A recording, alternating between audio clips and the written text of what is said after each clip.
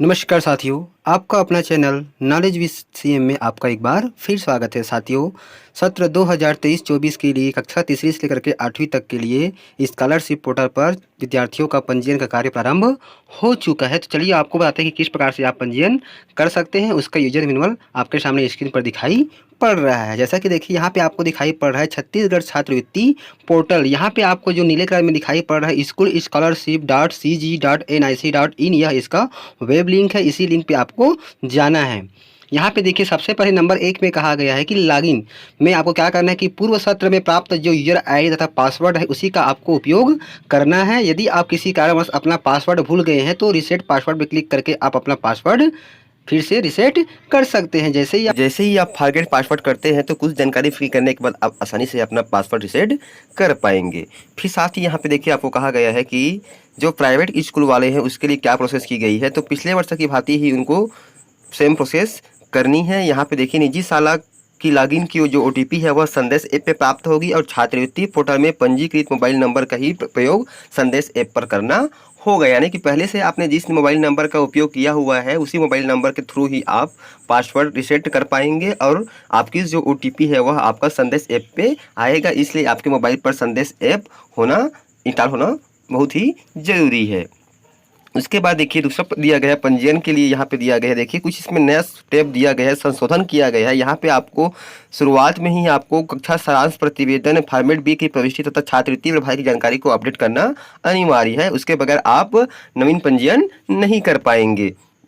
तो सबसे पहले आपको विद्यार्थियों का साला परिवर्तन करना है, फिर पंजीकृत विद्यार्थियों का आवेदन निरस्त करना है। यानी कि जो विद्यार्थी आपके विद्यालय से पास आउट होकर के अन्य विद्यालय चले गए हैं उनको आपको निरस्त करना है, या फिर जो आपके विद्यालय से स्थानांतरण लेकर के अन्य शाला में चले गए हैं उनको भी आपको साला परिवर्तन निरस्त करना है। इस प्रकार से आपको ये प्रोसेस करनी है।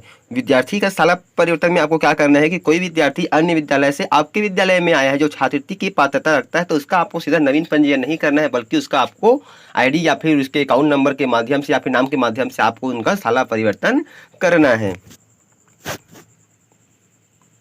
अब मैंने आपको पहले ही बता दिया है कि जो विद्यार्थी आपके विद्यालय से चले गए हैं, पास आउट हो गए हैं या फिर अन्य विद्यालय में पढ़ने के लिए चले गए उनको आपको निरस्त करना है। तो इस प्रकार से ये आपको प्रोसेस करनी है। उसके बाद देखिए यहाँ पे आपको स्पष्ट कर दिया गया है कि स्थानांतरण प्रमाण पत्र ले चुके विद्यार्थियों को निरस्त करना है, मैंने आपको पहले बताया। और सत्र 2023-24 में कक्षा तथा जातिवार सारांश प्रतिवेदन फॉर्मेट बी भरा जाना है।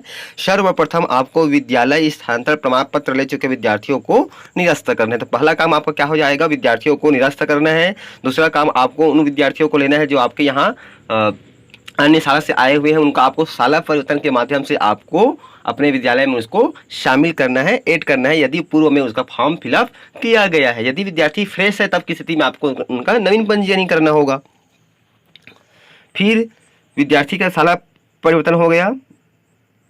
यहाँ पे देखिए आपको एक बात ध्यान देनी है कि शाला परिवर्तन के लिए विद्यार्थी का पूर्व विद्यालय से निरस्त होना अनिवार्य है। यानी कि जहां वो पढ़ रहा था वहां पर उनको निरस्त कर दिया गया है, तब की स्थिति में आप शाला परिवर्तन के माध्यम से उनको अपने विद्यालय में ऐड कर पाएंगे। यदि कोई विद्यार्थी का वहां पर निरस्त नहीं किया गया है तो आप उसको ऐड नहीं कर पाएंगे। उसके लिए आपको उसके पूर्व विद्यालय से बात करनी होगी या फिर विद्यार्थी को बोलिए कि अपने पेरेंट के थ्रू वहां से उनको निरस्त कराएं।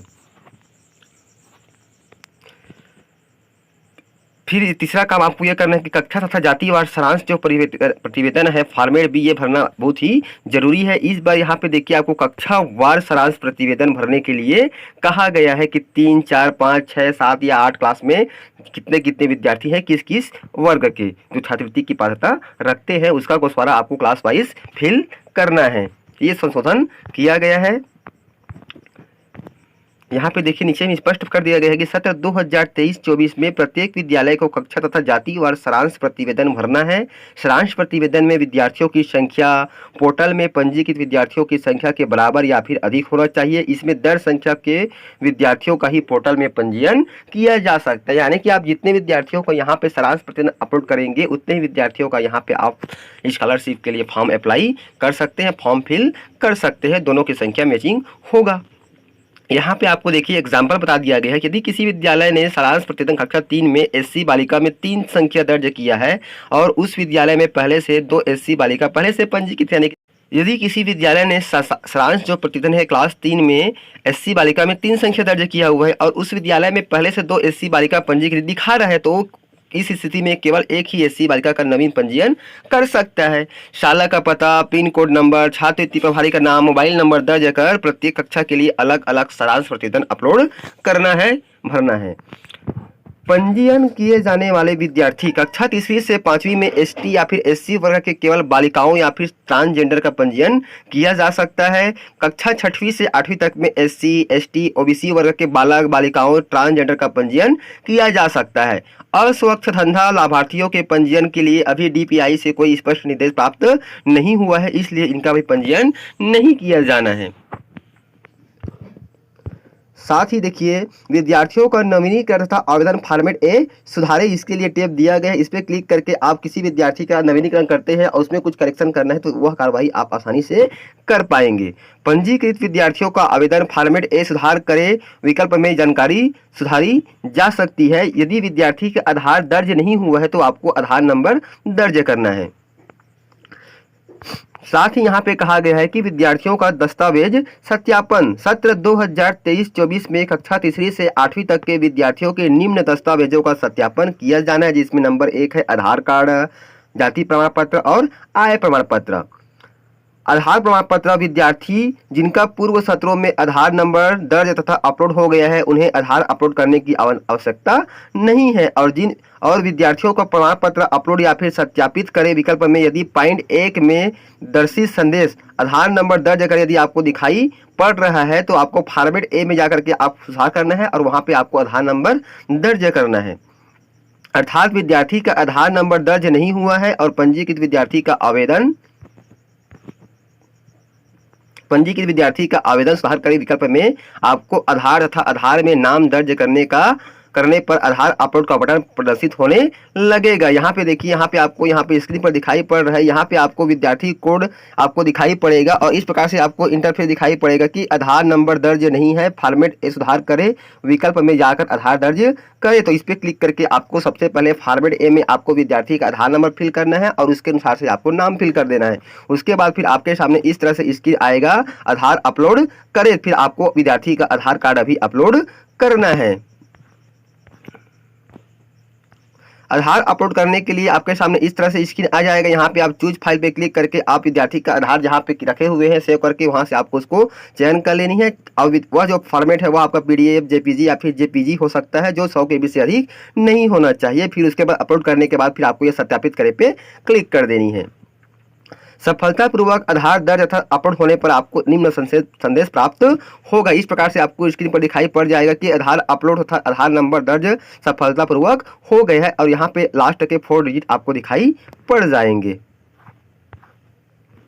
जाति प्रमाण पत्र व आय प्रमाण पत्र दोनों प्रमाण पत्र ऑनलाइन तथा ऑफलाइन किसी एक मोड में लिया जाना है। यहाँ पे क्या डिप्टी कलेक्टर या फिर एसडीएम द्वारा जारी किया गया है या फिर ऑनलाइन प्रमाण पत्र है, विकल्प में हाँ या नहीं का आपको चुनाव करना है। यहाँ पे देखिए आपको दिखाई पड़ रहा है कि जो आपका जाति प्रमाण पत्र है क्या डिप्टी कलेक्टर या फिर एसडीएम द्वारा जारी किया गया है, तो आपको यस या फिर नो पे क्लिक करना है। यदि जारी किया गया है तो यस करना है, नहीं तो आपको नो करना है।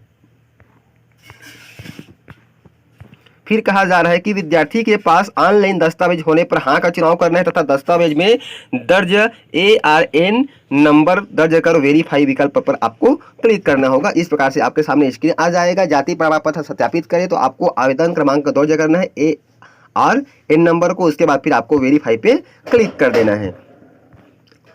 विद्यार्थी की जानकारी प्रदर्शित होने पर विद्यार्थी की जानकारी को आप सत्यापित कर पाएंगे और चेक बॉक्स को जैसे ही आप चेक करेंगे तो फिर आपको सबमिट करना होगा। इससे क्या हो जाएगा, विद्यार्थी की जाति प्रमाण पत्र सत्यापित हो जाएगा। इस प्रकार से आपके सामने स्क्रीन आ जाएगी। जैसे ही आप आवेदन क्रमांक डालते हैं उसके बाद यहाँ पे आपको आवेदन क्रमांक, विद्यार्थी का नाम, पिता का नाम, जन्म तिथि, प्रमाण पत्र, तहसील, जिला, ये सब आपको दिखाई पड़ जाएगा। फिर आपको ये चेक डेटा पे क्लिक करना होगा, उसके बाद फिर आपको सबमिट पे क्लिक करना होगा। इस प्रकार से विद्यार्थी की जो जानकारी है वह सफलतापूर्वक सबमिट हो जाएगी, वेरीफाई हो जाएगा।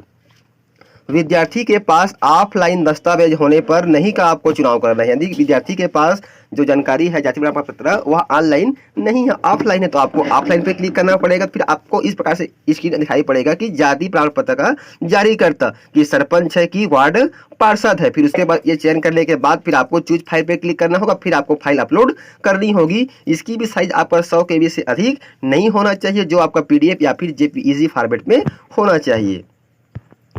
यहाँ पे स्पष्ट कर दिया गया है कि ऑफलाइन दस्तावेज होने पर उपरोक्त चित्र में प्रदर्शित दस्तावेज जारीकर्ता का भी आपको चुनाव करना है कि सरपंच है कि वार्ड पार्षद है। फिर आपको उसको अपलोड भी करना है। यहाँ पे देखिए उपरोक्त प्रक्रिया का उपयोग आय प्रमाण पत्र के लिए भी किया जाना है, और जो आय प्रमाण पत्र है वह कक्षा 6वीं से 8वीं के OBC वर्ग के विद्यार्थियों के लिए अनिवार्य है। यानी कि आय प्रमाण पत्र आपको केवल OBC वर्ग के विद्यार्थियों के लिए ही अपलोड करना है जो क्लास 6 से 8 में पढ़ रहा है। बाकी SC और ST के लिए अपलोड किया जाना अनिवार्य नहीं है। प्रमाण पत्र देखे विकल्प से आप अपलोडेड प्रमाण पत्र देख भी पाएंगे तथा निरस्त विकल्प से आप अपलोडेड प्रमाण पत्र को निरस्त भी कर पाएंगे। यदि आपसे कुछ त्रुटि हो जाती है अपलोड करने में तो आप उसको निरस्त कर दीजिए और फिर से आपको सेम प्रोसेस से आपको अपलोड करना है।